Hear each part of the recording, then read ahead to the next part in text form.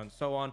Nautilus has even been banned away, so there's even like more reason to pick Thresh, and they go for the Xin Zhao. And I just feel like EDG take the Thresh here, and then you can take Jarvan as well, right? One of the biggest issues for Jarvan is Thresh, because you can lantern people out of the Cataclysm. You're able to deny both the Thresh pick and then take Jarvan yourself. You don't even need to pick it here. Just in the first 3, you can take it up. You could just take the Aphelios here, and it looks like that might just be what they do. Yeah, and they get the same bot lane again. And this, once more, it's not as much of a problem for Xin Zhao as it is for Lee Sin, but it still makes it very difficult to apply pressure bot lane when you have this Thresh available. And now I'm thinking in terms of bot lane for TT, you know, they don't have the Nautilus anymore as a support option. Yeah, it limits those options a little bit for SouthWind, especially something that's going to feel good for them on the engage. I feel like that's going to be important for them. But I do want to highlight the fact, you know, we get no switching of sides. A lot of the similar bans, but the Lee Sin ban by TT was something they picked last time. But TT felt confident with that duo, with the Camille Galio combo that seemingly wasn't as strong as it could be, but maybe they think the Xin Zhao is what needs to be there to unlock that combo. And it's an interesting dynamic because by picking both the solo laners right now, in theory, it's like, well, now you've allowed EDG to get 2 counter picks. But the critical thing is in this situation, you're actually able to ban away potential matchups you'd have difficulty with, but you only have 2 bans, right? Yeah. You only have 2 before EDG gets to really choose what they want. EDG actually go for the Olaf in a situation, which is a bit of an interesting one. And honestly, I'm kind of a fan because you don't know, right? The reason Jarvan is strong is because he's good into immobility carries. And you actually don't know if TT were going to have an immobility carry. They ban away the Ziggs because Ziggs makes a lot of sense. You Camille Galio combo and you alley-oop with the Ziggs ult on top. So Olaf, not only is he going to do well into champions like the Galio, right? Because you can know the CC, but also he can actually duel Xin Zhao close up, whereas Jarvan can struggle with that. And that's what I wanted to highlight is this is just a Chad pick, right? Like I've been hearing rumblings of Olaf being just unbelievably unkillable in the jungle and finding those early skirmishes and keeping the pressure upright. And I feel like that fits Jiejie perfectly. And he knows how to take it into this matchup with Xin Zhao, right? Like he is going to be able to have an advantage in terms of at least clearing speed and maybe that objective focus. But now you've got to look at the interlocking pieces for EDG. What are they going to be grabbing for XiaoXiang and Scout? Yeah, I actually feel like I prefer a top lane pick here because I feel like you know the matchup, you know it's going to be Camille, and I feel like top lane doesn't solidify your comp that much, right? I feel like you can be a lot more flexible with your mid lane pick. So something like the Gwen, it doesn't really matter what TT take in their bot lane. You're kind of happy with Gwen pretty irrespective, and they will lock that one in. For TT, they're going to take the Jinx again, and actually they're going to look towards that Lulu. So a very strong scaling backline, and that now means that, you know, Scout can pick something that can threaten that backline, or he can pick something that just offers, you know, a bit more sustained damage to assist Viper in. So, you know, you have more flexible options, and Scout now has full information to know what he's dealing with. Backing up the team fight damage here. This is another composition, at least if they lock in the Viktor, which they do. Feels like EDG are just going to be sitting back in their rocking chair waiting for TT to stumble or for something to happen, and they will pounce. And this is the kind of composition that you can play safely and get to the late game and honestly just run into the objectives as you will. But the execution is key for TT to find a response to that, right? We got to see those Galio Camille combos actually being pulled off onto Viper. Find the ways to get Frigid involved into the game early on. I will say, though, I feel like TT have handled the draft a lot better in this situation, right? The big takeaways is they have the Xin Zhao, so it's not going to be countered as much by the Thresh as the Lee Sin was. And they also have this Lulu Jinx bot lane. Like, Nautilus didn't really do anything for the team in the last one. They also didn't really need the Nautilus for engage because they already had the Camille Galio, right? Yeah. Nautilus was kind of just like a bit extra. Now with the Lulu into the Thresh, as long as you're not like dying in lane and getting engaged on, you're just going to outscale him massively. You're going to be able to help Puff trade into Viper in the laning phase, and then you're just going to scale so incredibly well into the later stages of the game. So you have a super strong scaling bot lane, you have really strong engage on the top side, and tools to shut down these immobile carries in the team. If you jump on a Viper, if you jump on a Scout, they will need to have defensive options like a stopwatch, like a Zhonya's, or they will go down. And if you start to find momentum, you win out the team fight. So I think TT's draft a lot better this time, a lot happier with it. I don't think EDG's is like bad as such. They still have a lot of tools, but I think TT can be a lot happier. The question is though, can they make it work? Because, you know, you can have the best draft in the world, but still a big difference between EDG and TT's play based on that game one. But yeah, because the one of them is the 2022 world champions, the other one is the 2021 world champion. That's the biggest difference. Yeah, and it's the start of the year, right? They still got ages. You don't want to start winning too soon. No, but I can't agree. I do like the way TT were able to handle this a little bit more, but I'm still looking at the bot lane. What can you find for Puff? How can he really become the unlocked Jinx instead of getting put down by Viper over and over again? And especially, you know, as we get onto the Rift, not letting Viper get 9+ turret plates before 15 minutes. I feel like that's a pretty good thing to shoot for here. But it is TT taking on EDG, trying to push us the distance of 3 games. And they've got a lot of climbing to do. Yeah, so something to note is last game, I believe Captain had Aftershock. This game he's gone for the Predator. So not going to be as tanky in fights, but more proactive, right? And this is nerf Predator. It's not as strong as it was when everyone was taking Predator, including supports at times. But it's still going to allow you to make more of those side lane roams, which is so important. I think the critical thing is, one, we have Scout on Viktor, right? Yes, Victor's going to scale very well. It's not going to have as much early agency as the Zoe. So don't expect as much from Scout in terms of leaning towards the bot lane, leaning towards the top lane. And that means it's really on Jiejie to set things up. And I think the thing is, as long as they don't let Jiejie find an easy route into the bot lane, in the 2v2, Puff and SouthWind should be fairly comfortable, right? Unless you're getting Thresh hooked, you should just win every trade, right? Southwind. Speaking of, yeah, a little early damage on the Southwind, but Viper splitting the damage on the Puff a little bit as well. yeah, it's still fine, right? If you get hooked by Thresh level 1 because they don't have the play to follow up, but just the fact you have double ranged into, I mean, I guess Thresh is technically ranged, but he's kind of like half range. They are right? hard fighting for this level 2 right now, and Puff my. misuses the cleanse, also has the flash. The ignite was burned. Southwind is in some trouble, and first blood to Viper. You might be not giving him turret plates, but he'll take blood just the same. Yeah, I hate to say it, but I don't think Puff and SouthWind could have played that 2v2 any worse. And Viper and Meiko don't make mistakes, right? They just are pretty clinical. They managed to get the kill, and already that was the big thing, right? I said don't die in the bot lane, and we see how this went all wrong. So firstly, they should just start to hit the minions here and push for the level 2. Stop fighting for level 1. Puff then cleanses too early, still gets caught, and now doesn't have cleanse with the ignite afterwards, so he just has to leave. SouthWind is now trapped in range, and Puff can't do anything to help him. So they had level 2 coming. They would have got level 2 first, but they unfortunately opted to overstep and then got punished pretty heavily. We do see Captain go for a play mid and manages to get Scout Flash, so there is some positivity there, but our bot lane is already bleeding. And this time, he didn't burn his own flash for it. So, a little flash advantage for Captain in the mid lane. Captain and Frigid heading towards this Scuttle Crab skirmish, but able to secure it before Jiejie can really get into it. Yeah, once again, Jiejie going for the full clear. Already done 6 camps on level 4. So he's going to be pretty strong. And that was kind of the story of that. Hey, this is what I wanted. Game. This is what I want. As an Olaf, you are so strong at these early levels in these skirmishes, especially when you know you have priority. Yeah, and he does end up backing away. He doesn't want to overstay in this situation. Are you sure you want to say that again? Are you sure? Because Jiejie is like, nah, I decided I wanted Wolf for dinner here tonight, apparently. He is about to take a 2v1, though, as the Predator got popped by Captain. This is an overextension from Jiejie, and he dies.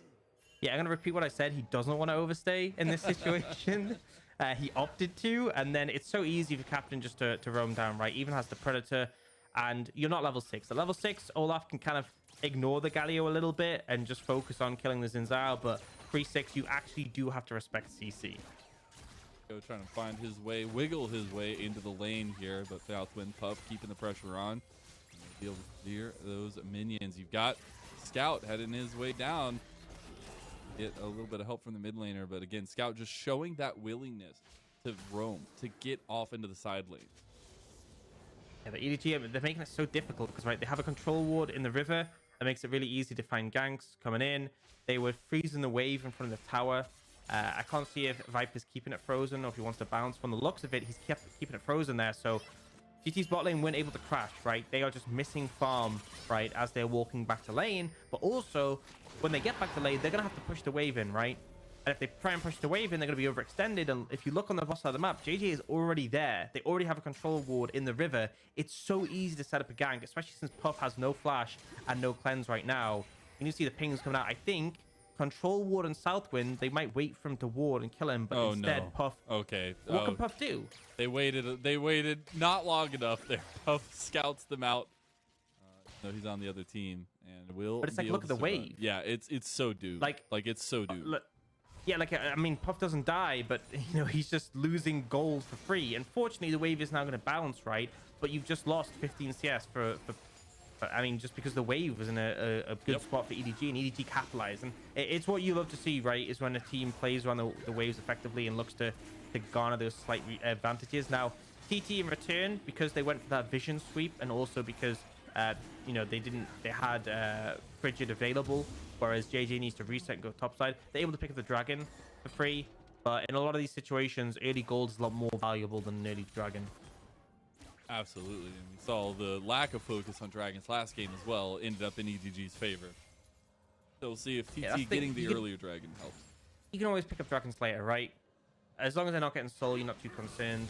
Whereas the gold can make a big difference for sort of getting to the point where you're ready to fight those later dragons. And right now, Viper, he's a kill up, about 20 CS up. Top lane, XiaoXiang has a moderate lead as well. It's kind of just, again, it's like accruing those leads that we saw in the last game. It's still only 1,000 right now, but again, he misses the cleanse. At least I think that's a lot of damage to take under your tower for Puff, and the huge wave crashing as well. I think he got the cleanse there. Like, he did actually cleanse the hook, but he still gets glacial augment slowed. And it's just like, you know who doesn't have a cleanse? It's SouthWind. Oh, Viper almost gets turned around. That tower shot did some work. Yeah, playing with fire a little bit there. It is Summoner's Burn, though, by SouthWind and Puff. I mean, it was so close, like a couple of autos, and he maybe would have been able to find it. But Viper still has heal, so you can't disrespect that. But Viper playing very aggressive on this Aphelios. Getting the 1v1 on the top side. XiaoXiang going against New. New taking a lot of damage there as well. Needlework still available. Will be pulled the trigger of. New getting lower, but the heroic entrance beautifully timed. The needlework misses for XiaoXiang. Does he get away? Captain is still here. Captain getting really low. Has the Predator. It's so close, and Captain gets the kill. Meanwhile, Puff caught out on the bot side. Viper claims his life, and the Viper strikes again.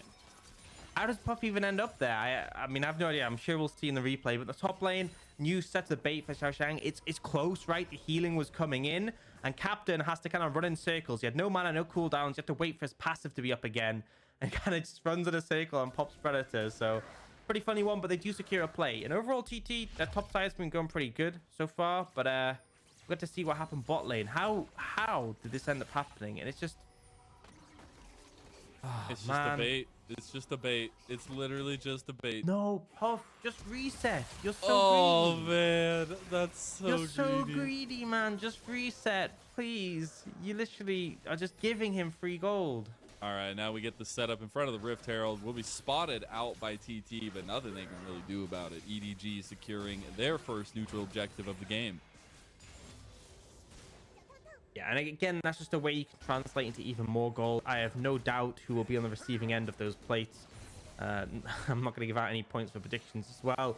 Jiejie is heading straight up towards the top side, and he's got the Crescendum as well, so going to make quick work of these tower plates. You can see on the other side, Puff is starting to get some plates himself. The Herald obviously just means that EDG will win out in this regard. It will indeed. I'm loving this split screen right now.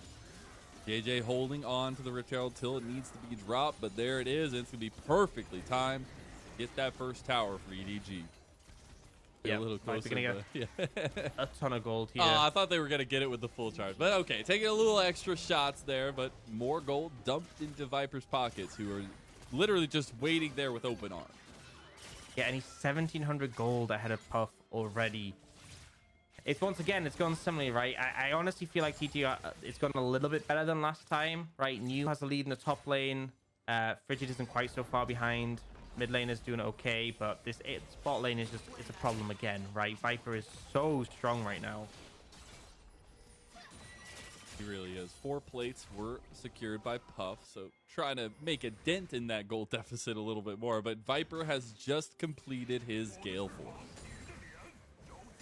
Big spike. I mean, I want to say it's like it adds the extra layer of safety, but real talk, that's not how Viper uses Nah, it, right? nah, He's come dashing on. in, he's looking for the plays. It allows you to be more aggressive, and I mean that's one of the things, right? Is Jinx does have the range advantage over an Aphelios. In a lot of situations, Jinx can hit Aphelios before Aphelios can hit her. Gale Force changes that dynamic. You can dash in, you can burst, you can look to execute Puff if Puff gets a bit too close. And also with the combo of press the attack, right? Like getting the third auto off and then hitting your Gale Force, getting the extra.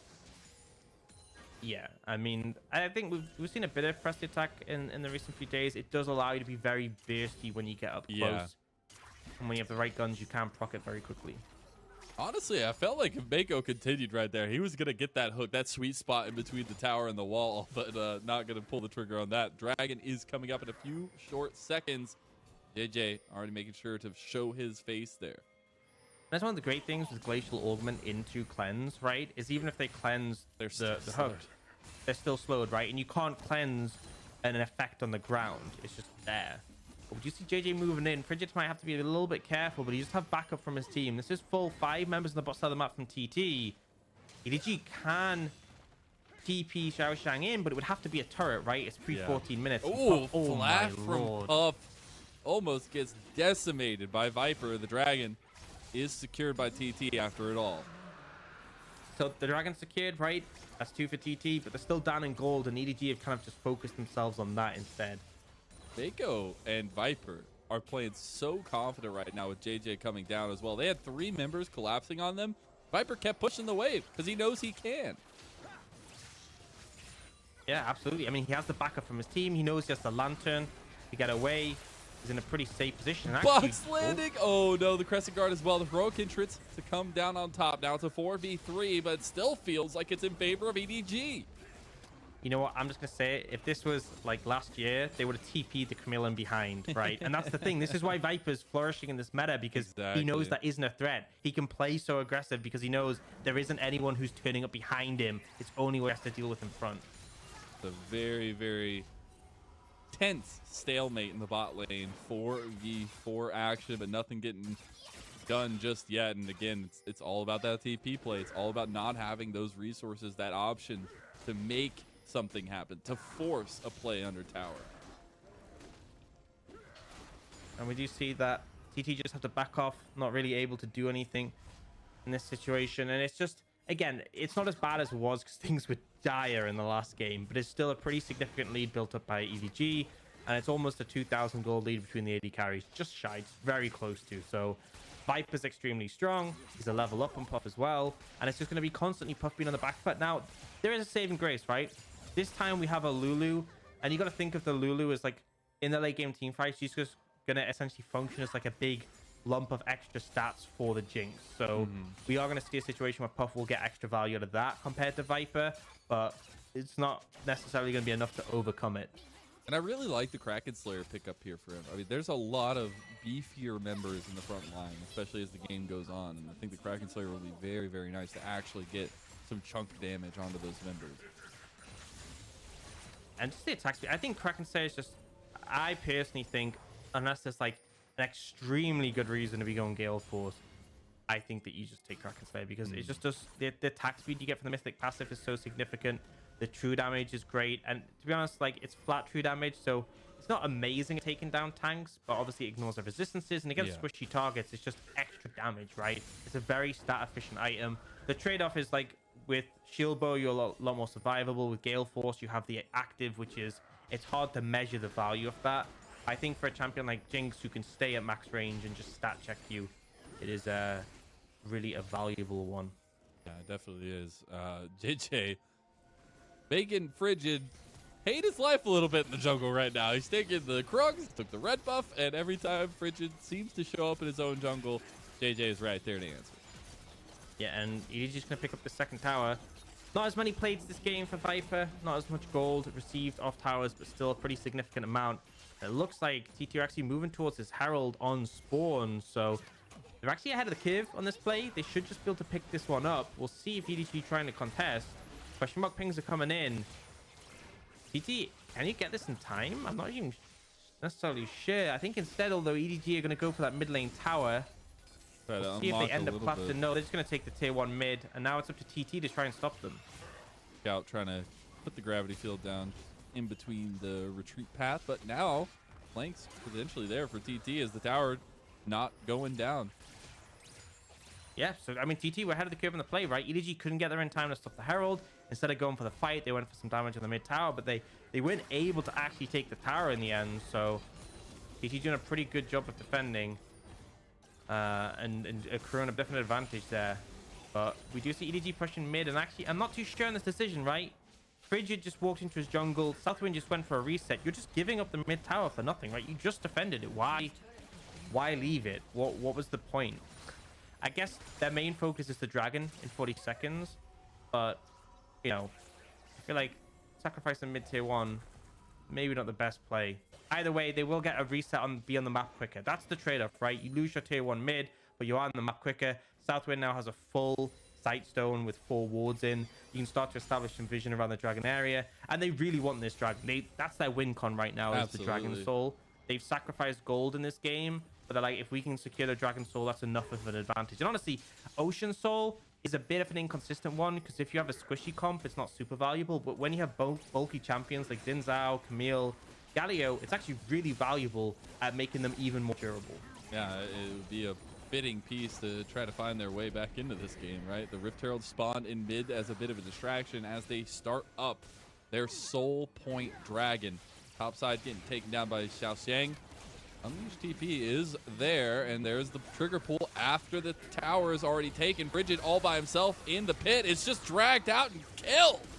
XiaoXiang on the flank here as well. This is not the predicament that TT wanted to find themselves in, and Viper claims his own kill. Backline, XiaoXiang gets the 2v1. Puff trying to get the excited resets, but he's got Scout bearing down on him. And yes, TT find a couple kills. They find a little bit of something, but will it be enough? I don't think so. Puff slowly but surely taken down by Scout and Meiko, and Scout gets the laser beam of death. I mean, it's just TT. They corral themselves into the pit, and EDG approach it beautifully. I love the flank from XiaoXiang. It just really put a lot of issues for the backline, and Frigid ended up dying basically instantly, right? He didn't even get the chance to do anything in that fight. He was instantly deleted. Captain and you went in, but they didn't have the Jinx hitting from a safe distance, and as a result, it just felt really disjointed. EDG were crisp on that one. They deny the dragon, which means TT are a long way away from Soul, and also they solidify an even bigger goal lead. 7,000 now, and it's starting to look a lot more like that game 1.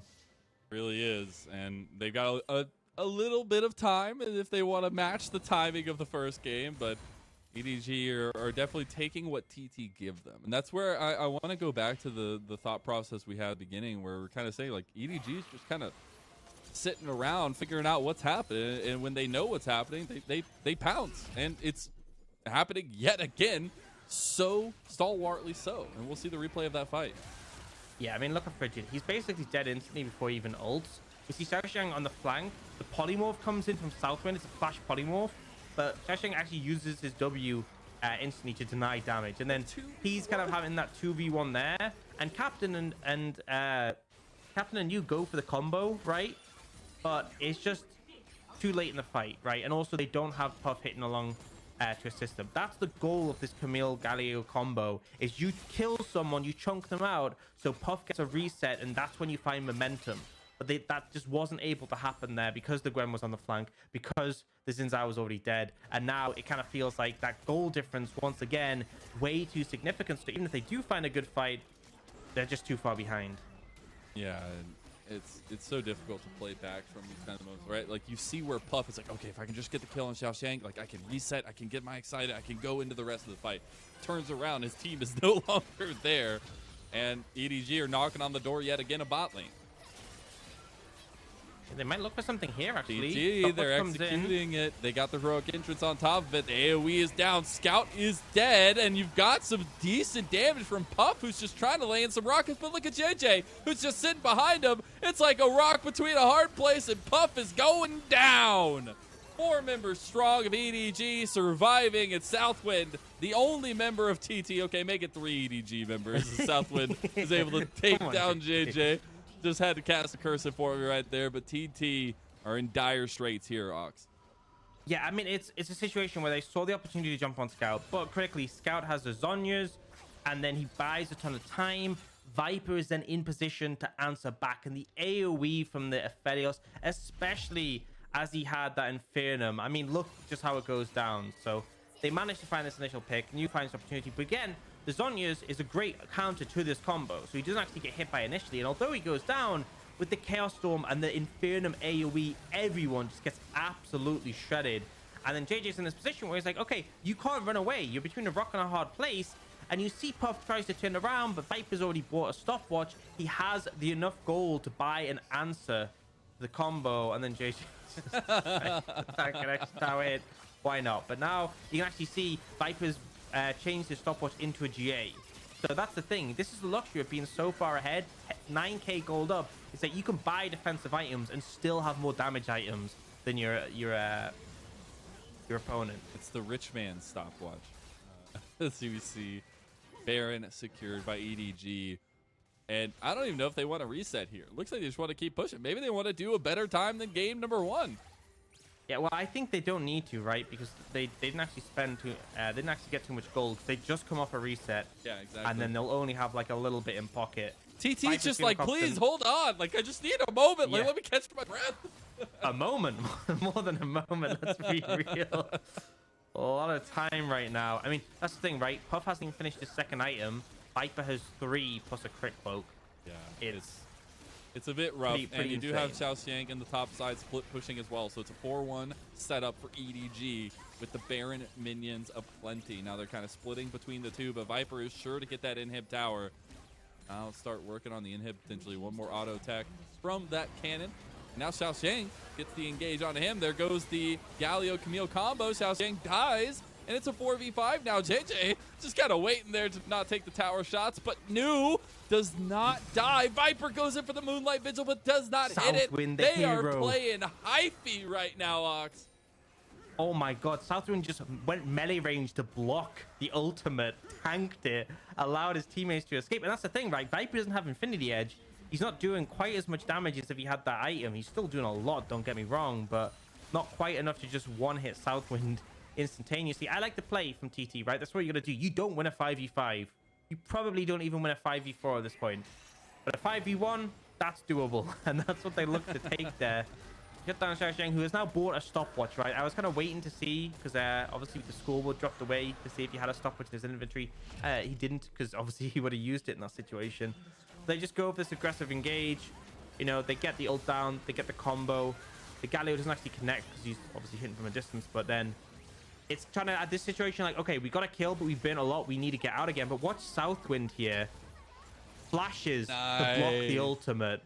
Doesn't let it hit the rest of the team. So just absolute hero moment from SouthWind there. What a beauty. SouthWind making all supports feel a little bit of comfort right there. I like it. Gotta save the team, even in dire straits. Absolutely. And now it's still rough. I'm not going to sugarcoat it. You're 10k gold behind. But I just respect the fact TT are still looking for these windows, right? They're still trying anything they can. They're still looking for opportunities. And it means EDG just has to be a bit more respectful, right? You can see they're now grouping up as 5 in this top lane. They already have the mid inhibitor applying pressure. And when they are grouped up, this makes things a lot more difficult to approach for the side of TT. And hey, TT get their first objective on the map in terms of towers, but they lose the fight in the base, and Captain is recalling now, just trying to get in there. TP'd behind them for the flank, but is not going to be able to complete it, and EDG is just going to finish the game before Captain can get anywhere close to his teammates. This is a monster performance from EDG, and the world champions are looking just strong again. Last pieces fall for TT, and it's going to be a quick 2-0 for EDG as they take down Captain, the last remaining member, and all TT got was 1 tower and a couple kills. Business as usual. EDG show that they are not messing around, not taking chances. They want convincing wins, and that was. Even bringing in XiaoXiang, he fit in like really smoothly with the roster. It felt like he just played his